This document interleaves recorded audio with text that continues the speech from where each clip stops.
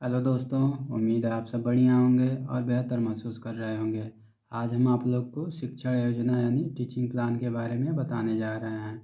जब आप किसी भी दायर से यानी जिला शिक्षा एवं प्रशिक्षण संस्थान से आप डीएलएड कर रहे होंगे, तब आपको स्कूल लैब के लिए प्राइमरी स्कूलों में भेजा जाएगा, तो जिसमें शिक्षण योजना यानी टीचिंग प्लान बना कर के लैब स्कूल में अपने कार्य को किया जाएगा। तो प्रत्येक दिन आपको प्रत्येक टीचिंग प्लान बनाना रहता है लाइव स्कूल के प्रशिक्षण के दौरान। तो आइए देखते हैं शिक्षण योजना यानी टीचिंग प्लान कैसे बनाया जाता है। तो सबसे पहले तो हम दिनांक डालेंगे, फिर विषय डालेंगे, फिर कक्षा डालेंगे, फिर समय डालेंगे। तो विषय जो है गणित विषय बनाया गया है कक्षा 4 के लिए। समय 40 मिनट है, यानी कि लाइव स्कूल के दौरान आप कक्षा में जाएंगे और बच्चों को जो शिक्षण योजना बनाएंगे या शिक्षण करने से पूर्व योजना बनाकर ले जाएंगे और बच्चों के सामने प्रस्तुत करेंगे कि किस प्रकार से शिक्षण योजना हमने बच्चों के सामने प्रस्तुत किया है। तो इतना कर लेने के बाद आइए लर्निंग आउटकम क्या है। तो लर्निंग आउटकम में हम लिखेंगे बच्चे दी गई संख्याओं का महत्तम समापवर्तक ज्ञात कर लेते हैं। और दूसरा है दैनिक जीवन से जुड़े महत्तम समापवर्तक पर आधारित सरल प्रश्न हल कर लेते हैं। ठीक है। तो इस प्रकार से लर्निंग आउटकम का मतलब होता है कि जब हम बच्चों को यह शिक्षण योजना यानी प्रक्रम यानी कि महत्तम समापवर्तक पढ़ा देंगे, तब बच्चे जो है महत्तम समापवर्तक ज्ञात करना सीख लेंगे और दैनिक जीवन में महत्तम समापवर्तक पर आधारित सरल प्रश्न को हल कर लेंगे। ठीक है ना। तो यह लर्निंग आउटकम जो है शिक्षण योजना पूरी करने के बाद यह निकल कर आएगी। तो आइए देखते हैं आगे। तो आगे देखते हैं हम प्रकरण के बारे में। तो जो प्रकरण हमारा पढ़ाना रहेगा उस प्रकरण को हम लिख लेंगे। तो हमने प्रकरण पढ़ाया महत्तम समापवर्तक, तो हमने अपना प्रकरण लिख लिया है महत्तम समापवर्तक। अब कह रहा है कि सीखने सिखाने की सामग्री। तो आइए देखते हैं सीखने सिखाने की कौन कौन सी सामग्री है। तो सीखने सिखाने की जो सामग्री है, संख्याओं के छोटे फ्लैश कार्ड, पहाड़ों का चार्ट इत्यादि बनाकर आप ले जा सकते हैं और बच्चों को सिखा सकते हैं। अब कह रहा है सीखने सिखाने की प्रक्रिया। तो आइए देखते हैं सीखने सिखाने की कौन कौन सी प्रक्रिया है जिसके माध्यम से बच्चों को हम महत्तम समापवर्तक आसानी से सिखा सकते हैं।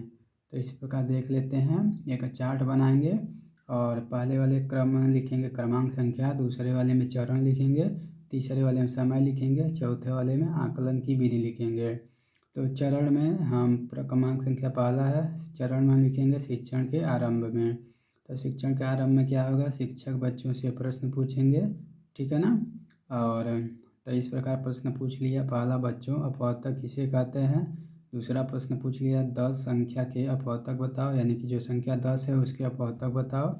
तीसरा है 15 संख्या के अपवर्तक बताओ, यानी कि जो संख्या 15 है उसके अपवर्तक बताओ। और चौथा है संख्या 10 और 15 के उभयनिष्ठ अपवर्तक बताओ, यानी कि 10 और 15 में जो उभयनिष्ठ अपवर्तक हैं उसको बताओ। अब बच्चे अपनी अपनी कॉपी में उभयनिष्ठ अपवर्तक का पता लगाएंगे। ठीक है। और इसमें समय जो है यह 10 मिनट में आपको ख़त्म करना है। और जो आकलन की विधि रहेगी वह प्रश्नोत्तर विधि रहेगी। जब हम प्रश्न पूछेंगे तब बातचीत व प्रक्रिया के माध्यम से पूछेंगे। ठीक है। तो आइए देखते हैं उत्तर।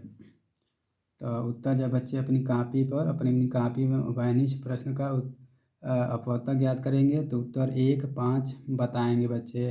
तो हम बोलेंगे तो बच्चों ये जो 5 है 10 और 15 का महत्तम समापवर्तक है। आज हम सीखेंगे महत्तम समापवर्तक कैसे ज्ञात करते हैं। ठीक है ना। यह प्रक्रिया यह आंसर तब प्राप्त होगा जब बच्चे अपनी अपनी कॉपी में उभयनिष्ठ अपवर्तक का पता लगाएंगे। ठीक है। तो आइए आगे की प्रोसेस देखते हैं। अब देखते हैं शिक्षण के दौरान। तो शिक्षण के दौरान आपको क्या करना है। तो शिक्षक बच्चों को महत्तम समापवर्तक का परिभाषा बताएंगे तथा सवाल हल करना सिखाएंगे। ठीक है ना। और यह समय जो होगा 20 मिनट का होगा और जो आकलन की विधि होगा प्रश्नोत्तर व सहभागिता विधि होगा। ठीक है। अब कह रहा बच्चों महत्तम का अर्थ है, यहाँ शिक्षक अब प्रस्तुतिकरण करेंगे। तो बच्चों महत्तम का अर्थ है सबसे बड़ा तथा समापवर्तक का अर्थ है समान अपवर्तक।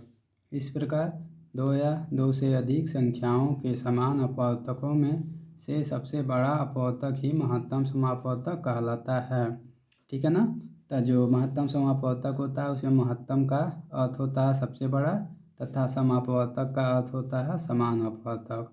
और इस प्रकार दो या दो से अधिक संख्याओं के समान अपवर्तकों में सबसे बड़ा अपवर्तक ही महत्तम समापवर्तक कहलाता है। ठीक है, उदाहरण के माध्यम से हम बच्चों को समझाएंगे। जैसे 12 और 24 का महत्तम समापवर्तक ज्ञात करेंगे। सबसे पहले 12 के अपवर्तक देखते हैं। 1 2 3 4 6 12 हो गए। 24 को अपवर्तक देखते हैं तो 1 2 3 4 6 8 12। ठीक है ना।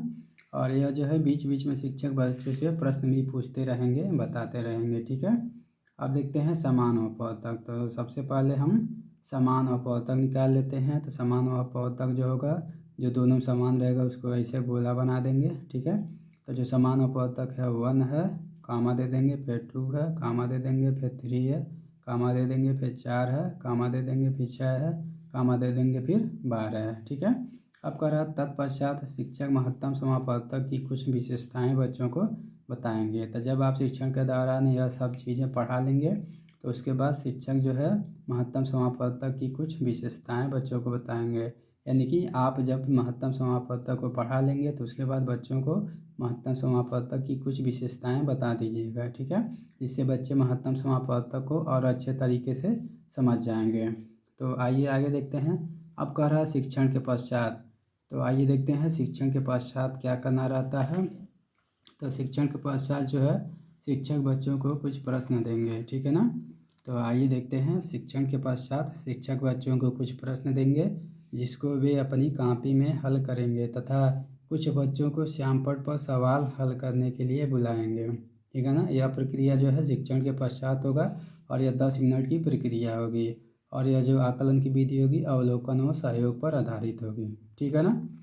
तो शिक्षण के पश्चात आपने देख लिया कि आप बच्चों को बुला लेंगे, कुछ प्रश्न दे देंगे जिसको वे अपनी कॉपी में हल कर लेंगे तथा कुछ बच्चों को आप श्यामपट्ट पे सवाल हल करने के लिए बुला लेंगे। ठीक है, अब कह रहा शिक्षक बच्चों की समस्या का समाधान भी कर लेंगे। जैसे आप बच्चों को श्यामपट्ट पे सवाल हल करने के लिए बुला लिए और बच्चे नहीं हल कर पा रहे हैं तो उसके बाद आप बच्चों के जो समस्या है उसका समाधान भी करेंगे। ठीक है, और अंत में क्या करेंगे, गृह कार्य देंगे। तो गृह कार्य में क्या दे देंगे, निम्न संख्याओं का अपवर्तक ज्ञात कीजिए। जैसे 20 का, 30, 40 और 50 का अपवर्तक ज्ञात कीजिए।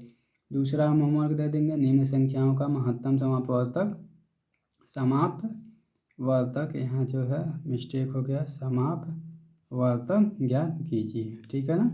जैसे 20 और 30 का, 25 और 40 का, 30 और 45 का। ठीक है ना। अब कह रहा है इतना होम क्रिया कार्य देने के बाद कह रहा है आगामी योजना।